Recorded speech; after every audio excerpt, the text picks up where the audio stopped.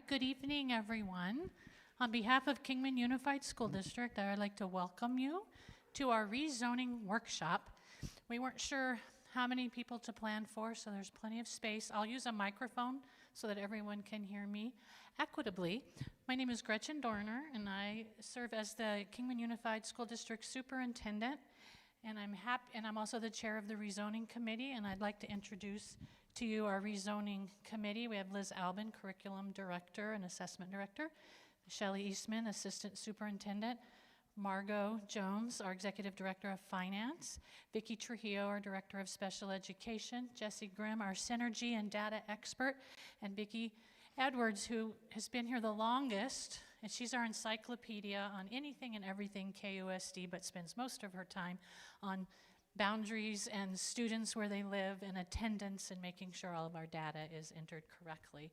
We also have in our front row Jerusha Presnell with White Cliffs Middle School, Dr. Jenny Berggraf with Wallop High School, Christina Weaver, principal at Kingman Middle, Kimberly Ward, principal at Manzanita, Penny Blattner, principal at Desert Willow, Julie Runkle, principal at La Sanita, Russ Scooble, principal at Surbat, and Jay Rose, we call her Jay Rose, Jennifer Rose, who's the principal here at Wallapai. So if you have questions for any of them when we're done, you can meet with them personally. The purpose of today's meeting is to go over some of the proposed zoning changes, to explain the reasons behind the changes, whether it was balancing student numbers or looking at the physical capacity of schools and making sure that students are equitably distributed. And in some cases, we revisited decades-old zones. For example, when Palo Christi closed, those kiddos were placed into the new Desert Willow School at the time, and they drive by Wallapai and have a fairly lengthy trip to Desert Willow every day. We have some students a decade ago over by the same thing for Desert Willow behind KRMC and some of those larger neighborhoods up behind the hospital, who drive right by Manzanita on their way to Desert Willow. And then we had some Kingman Middle zones that were literally across the street from White Cliffs Middle School. So a lot of things that we looked at on our maps, and we thought, how can we rezone and make our boundaries a little bit cleaner and look at the growth and where housing and things are going in the Kingman area, and yet really be mindful about rezoning and what it means. Because we know, I have many grandkids in this district. I love Kingman Unified School District. I was here as a child. I've been here for 35 years. And I know how emotionally attached we get to our schools and our principals and our teachers. So we want to have this workshop and be very mindful about what you have to say and how you feel. And then we'll talk about what are the pathways and opportunities, if it's super important to you to stay in your current school, how you can approach that and how we can talk to you about making that happen. So we'll have a little bit of time where I go over information. I'll do a little bit of the talking, and then we're just going to let you come up with your answers, or come up with your questions, and we will have answers for you. If we don't have answers tonight, we will have answers to you within 24 hours if it's a fairly simple answer and one of our experts can answer it, or we'll get your name and your contact information and we'll have an answer within the next week. And I do want to point out that our school board president, Tony Henry, has joined us as well. Tony Henry's in the back. And so she's here to hear your comments and input as well. When you do come to the microphone, and we are being live streamed, hello to all the people who contacted us and said they could not join in person, but they asked that we live stream the workshop, so we are live stream. And it will also be recorded, and so you can go back and check it at any time, or if you're talking to people in your neighborhood or people you know, you can say, feel free to go watch the workshop. And our director, I should introduce him as well, Tim Gardner with IT, they go to our YouTube page, Kingman KUSD YouTube, and it will be forever recorded on that page. That's the housekeeping. And then when you come up to the microphone, we ask that we're professional in context. We ask all the questions that you want to ask. Remember, there's students present. Your opinions matter, but we want it to be very professionally stated. You'll have 2 minutes. So if you wrote something or you have a lengthy comment or question, we'll give you that 2 minutes, maybe a little longer since there's not a big crowd, and that you try not to repeat the same things that other participants who come to the microphone have said, in the interest of getting you all home to dinner and your homework activities for the evening. So each of you has a handout, and that handout has just some very succinct information, but it's pretty important. One item on the handout is what came in the letter to you, and those are the proposed changes. If you live in an area that is not on this letter, there is not a change for you. So we have someone here tonight that kind of lives near the school. You're not listed in that change, then you just continue at the school that you're in. But if your neighborhood is on there, then you are in an area where there's a proposed change. If that is kind of confusing, we did our best to label the neighborhoods in the most logical way that would be recognizable, but we've got color-coded maps. They're the same thing. 3 sets, middle school, high school are on one. Those are the yellow, green only. And then the elementaries are the colorful maps. And if you don't see your neighborhood on one of those, Vicki and Jesse down here on the end, they know the city like the back of their hands. Probably maybe more Vicki than Jesse, both of you. And they will be happy to help you pinpoint exactly where your address is and what color you are so that we can have that personal conversation with you. So the first change, and I think I need, here it is, the downtown area between El Travitor and Coyote Pass. So Coyote Pass is that hill. If you're coming in from Bullhead, that's Coyote Pass. When you come into the downtown area, and then El Travitor is at the top of the hill. So it's that whole downtown scoop. That had been going to Desert Willow. They will now be attending Wallapai. So they will be transported to Wallapai. It's much closer. The second change, well, they're kind of 3. If you think of I-40 in the middle of town, everything north of I-40, which would be Kingman Crossing, the Heathers, and the Vista Bella area, that's currently Wallapai, that is now considered Desert Willow's neighborhood. And we've had the most questions. I know the principals at both of those schools have had a lot of calls. So we'll talk a little bit more about that toward the end of the presentation. We have south of Sycamore behind KRMC. So basically, and you can help me out, Vicki, if I don't describe it correctly, west of Stockton Hill behind KRMC was at Desert Willow. We talked about that. Now they're at Manzanita. So instead of crossing by Manzanita all the way to Desert Willow, you would attend Manzanita. And then south of Pasadena, there's a little niche right behind the post office. So Pasadena crosses through the whole of town, but we're just talking about the Pasadena part that's right behind the post office. That was Desert Willow. It will also now be Manzanita. So Manzanita's boundaries are a little cleaner, and you'll see when you come closer to these maps what that looks like.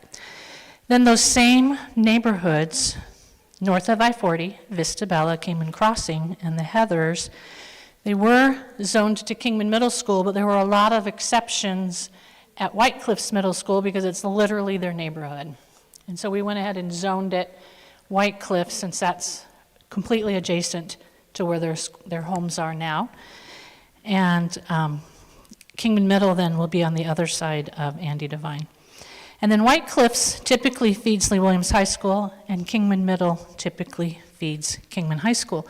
The cool thing about the high schools, though, let me tell you, if that's a concern of yours, and you can see on the green and yellow maps. The yellow is all Kingman High, and the green is all Lee Williams, but then Lee Williams also has Golden Valley and the Dolan Springs area. So we don't have those two on the green map, but that they extend all the way out to the valley and then to the Dolan Springs area. But at the high school level, we're really working outside the boundaries in so many ways. Lee Williams has attendance exceptions for kids who are in the Kingman High School zone, and Kingman High School has attendance exceptions that are in the zone for Lee Williams, because students at the high school level are often looking for programs as much as anything else. And Kingman High and Lee Williams have a few combined programs, but they also have individual programs, career and technical education programs. For example, Kingman High School offers culinary and Lee Williams does not. Lee Williams offers automotives and Kingman High School does not. And so we have students who are Lee Williams High School students who want culinary in their schedule. So we have what's called a cross-campus opportunity where a Lee Williams student can go to Kingman High School for their culinary class. We're in a block schedule. They're almost 2-hour periods. So twice a week, either Monday and Wednesday or Tuesday and Thursday, that Lee Williams student goes to Kingman High and they're in culinary. Or that Kingman High student comes to Lee Williams and they're in automotives. So we want to just make sure people know not to get too caught up in the high school boundaries. You will have your zoned school. We need that for athletics and for core class schedules. But all high school students can take advantage of all programs in our district. We're super excited about it. And then we also have the Summit Academy at the high school level, where Kingman High and Lee Williams High School students together both attend classes at Mojave College, right? And there are full-time college students together at Mojave College, and they're KUSD students, and it's fully funded. So there's some really great things going on at all schools on our campuses, but I know sometimes there's a lot of questions about high school zones because of those programs. The second thing I would like you to notice is the balance of numbers. I've had a few emails where people have felt like we're being kind of wonky about how we're choosing the neighborhoods and that we're kind of stacking one school over another with certain neighborhoods. Well, really, if we look at the numbers and we look at the maps, the boundaries and the numbers are clean. That doesn't mean someone in this room isn't going to have the next great idea and we adjust it. But if you look on your sheet, right underneath the zones I just spoke about, we have the number of students zoned by school for the 26-27 school year. So Ms. Edwards over here, she took all of our current students and she moved them mathematically into the zone they would be in next year based on these proposed zones and their next year's grade level. And these numbers are indicated on the next piece of your agenda. The elementaries, Black Mountain, Wallapai, Desert Willow, and Mount Tipton, you can see there's numbers of 253, 717, 342, and 146. Do some quick math and it's 7, 8, 9, 10, 11, 12, 1350, 1370. And then if you look down at Surbat and Manzanita, it's about 1370. So even though there are more schools in that cluster, they're smaller schools, and the two largest schools are feeding the Kingman Middle School. And then if you look at the middles, it's similar. Black Mountain Middle, White Cliffs Middle, and the to be determined model for Mount Tipton next year are similar to the Kingman Middle, which has 732 students in their zone. And then over at the high schools, you can see where they're relatively balanced. So it's a combination of what you see on the maps, logical zones, and the numbers. Now, knowing all that still doesn't handle that emotional piece. I love my school, and I can't imagine my student in another school. Their siblings have gone there. We already know the teacher they want for 4th grade or 7th grade. Don't do this to us. Well, let's talk about open enrollment and the opportunities that you have for an open enrollment application, which some of you, I handed you an application for open enrollment. If you came in and I didn't have an opportunity, we have lots of them here. So after I talk about it, if you want one, it's right here. By statute in the state of Arizona, we are an open enrollment state. So that means, by definition, there are resident students. So these zones, if you live in one of these zones, you're a resident of that zone. And that's where you're assigned to go. And if you move into a neighborhood in that school, if you move into a house near Surbat and you go to register in Surbat, they're registering you into Surbat. You're in their zone. If you go to register at Surbat and you are out in Golden Valley, but you really want to make that drive to Surbat, then you can present an open enrollment to Principal Scubel. And if he has capacity in the state of Arizona, he will take you. We take students if there is capacity in a school. So if you look at the agenda I gave you, I've included the KUSD open enrollment policy for those of you that have questions about it. Schools shall accept pupils throughout the school year as capacity allows, and it's my job as the superintendent on a quarterly basis to calculate capacity, how many teachers we have based on the ratio, student to teacher ratio in the campus, and how many seats are available. And then we usually leave about a 3% window because you've got to keep room for those resident students. Now, in order to be accepted for an attendance exception, you have to understand that transportation is the parent's responsibility. It does say in policy if you can get your student to the transportation within the zone, that is also okay, but you need to clear that with your principal. Resident pupils have the first priority. Pupils returning to the school from the prior year have a priority. Siblings, if a principal accepts one student from your family into the school, then the siblings of that student move up on the priority list. We try to keep families together, and usually we do.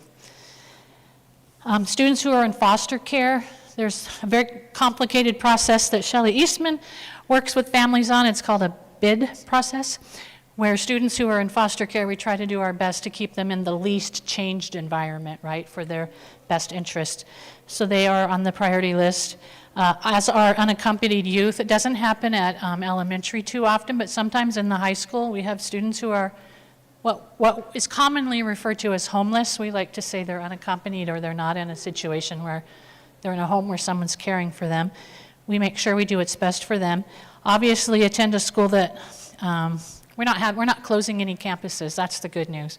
There's chaos across the world, right, in education, especially in Arizona, and campuses are closing in Phoenix, right and left. We are not closing campuses.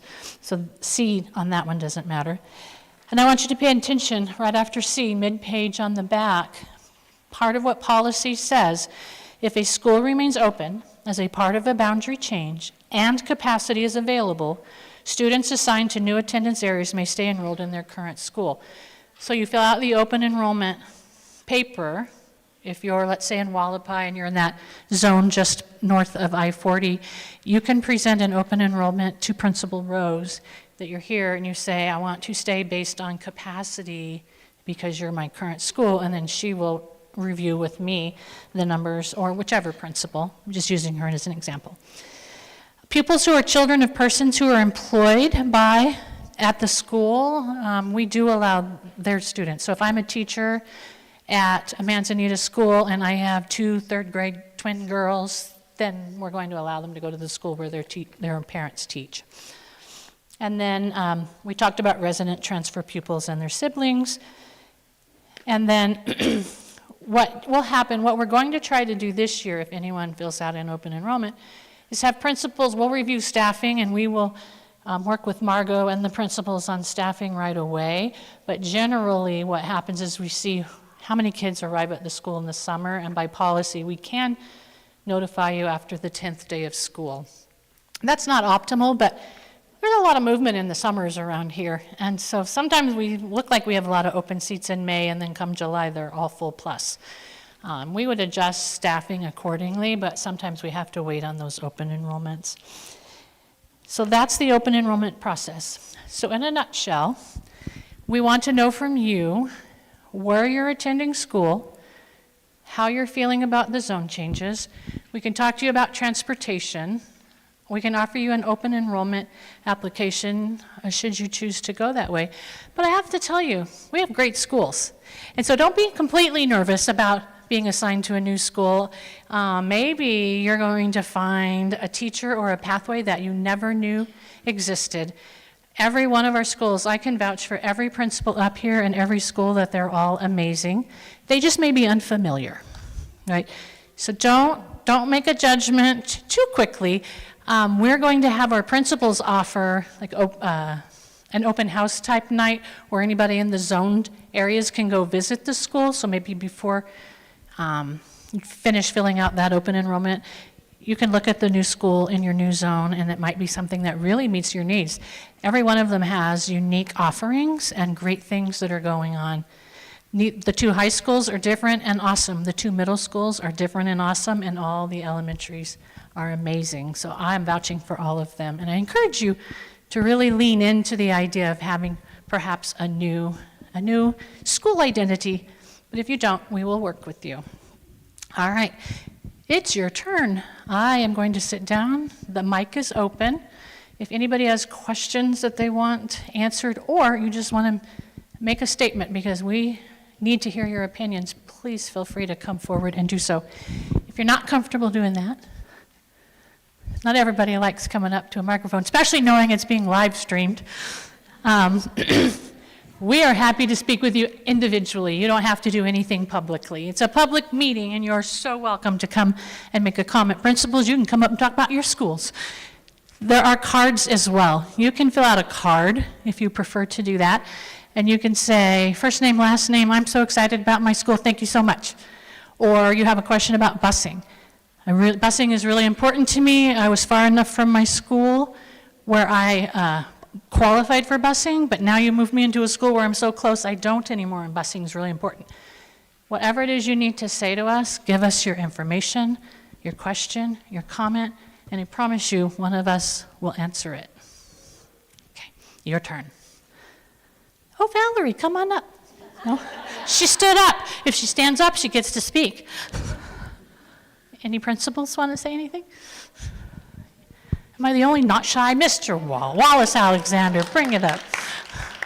So I'm Mr. Alexander from the amazing King Middle School. You, go Bobcats. I am a Bobcat graduate. So I have a bunch of Shelley's a parents, Bobcat graduate. a bunch of parents who are asking about Val Vista. Because it says north of I-40, but it don't say nothing else about It that. And continues to be Desert Willow. But what about Kingman Middle School? Yes, it continues to be Kingman That's- Middle that's School. who's the Correct, first one. Vicki? Yeah, yes. Thank you for that question. Yes, ma'am. My question is how or if this will even affect the children from La Salida? Okay, so you want to know about the La Sanita students? Yeah. We're not closing La Sanita. We are not moving the majority of La Sanita. We are going to offer a preschool at Surbat, and we're excited to offer a preschool at Black Mountain, so that we have one at Mount Tipton. So there will be preschool classes at La Sanita, preschool and daycare. Julie Runkle is our principal there. There will be a preschool at Black Mountain, a preschool at Surbat, and then the daycare will be at La Sanita. And then most of the SOAR classes, if not all of them, we're meeting on Thursday about that, will stay at La Sanita. Okay, thank you. Yeah, it's not on the zone. I'm so appreciative of your question. Thank you so much, because it wasn't in the letter, and I got a couple of emails from staff members and parents. Why aren't we mentioned? What's happening to us? And I should have been clear in my letter that La Sanita serves the entire district, so they don't have a zone. Yeah.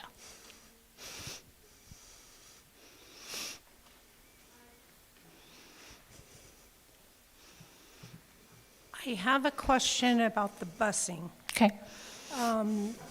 The Kingman Academy schools aren't going to have busing anymore. Correct. And is anybody thinking about the traffic that that's going to cause? We don't serve any of the Kingman Academy students, and we don't work with them, so I'm No, not sure. but us that are going to drive to school have to drive through those areas every day, and the traffic is going to be horrendous. Yeah. I can, that's a great question. If you want to leave your name and your information, I will meet with the executive director of the Academy, Janelle Victory, and I'll talk to her about that. Yeah, because like my daughter works at Mojave Eye Center, and she already has trouble just getting across Airway because of that corner right there at Burbank. I travel down Harrison every day, and I'm already dealing with enough traffic. I'm very concerned about the traffic that no buses at the other school is going to cause. Yeah. Yeah, we'll still bus, but I can definitely meet with her, and I could share that concern if that's okay with you. Okay, and I'm not positive which school my child is going to. I'm a little confused about. Okay. I can have you work with Vicki. As soon as we're done taking questions, she'll get with you, and the two of you can go to a map, and she will help you identify exactly where you are. Okay. Perfect, thank you, and thank you for the comment on the traffic. We're wondering if that will increase our traffic in our district. We'll bus anyone and everyone. We'll be so excited to do that.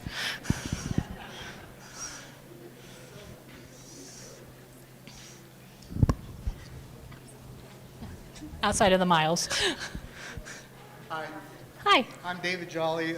My son goes to AOL, and we're thinking, because of the busing situation, of switching schools. And we don't really know the zone map yet, but. Awesome. You can meet with Vicki also, yeah. How set in stone are if you're in, like, say, purple, is that set in stone, he's in that zone, he's got to go to a certain school? No, yeah, thanks for that question, especially since you're new to our district. So that would be the open enrollment. So whatever you define as your zone when you work with Vicki, if you're yellow, which is white is what? No, in middle school. Yellow is Kingman Middle, and then green is White Cliffs. Once you identify where you're at and she tells you your school, then you can either enroll at that school or do an open enrollment for the other one. And that's on a waiting list, and he's I think the low two on middle the schools, priority? do you guys work those out pretty quickly, the two middle school principals? Well, he's elementary. Oh, he's elementary. Yes. I just advanced your student Yeah. several grades. I love it. Does that stick? Okay, so elementary, same thing, elementary. So, yeah, Vicki will help you find out what color, and then it's what I was talking about earlier. You can do an open enrollment, or if they already know they have capacity, they may take you sooner. Okay, since he's a KAOL student, he's lower on a No. priority list? Or? No.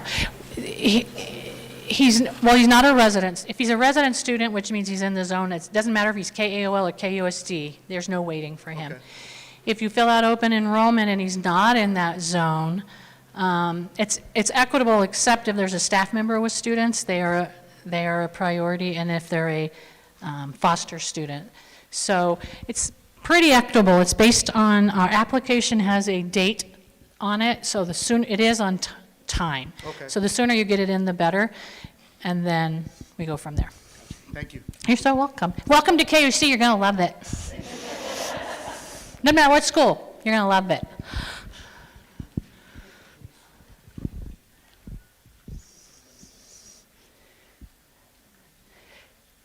All right, well, if we would like a little entertainment before we go, I think Margot is gonna sing for us. But I would encourage you, just come up to any one of us. We're all pretty good at the maps. Vicky's the best. So I would encourage you, and then fill out a card if you have a question you didn't want to say into the microphone, and then get an open enrollment, or come up and talk to the principal of the school that you're now zoned in, and I bet you'll find that you don't want to fill out an application for anything else. All right. Thank you guys so much for coming. We really appreciate you joining us for our public information workshop. And we will stay here as long as there's anyone here with questions. Have a nice evening.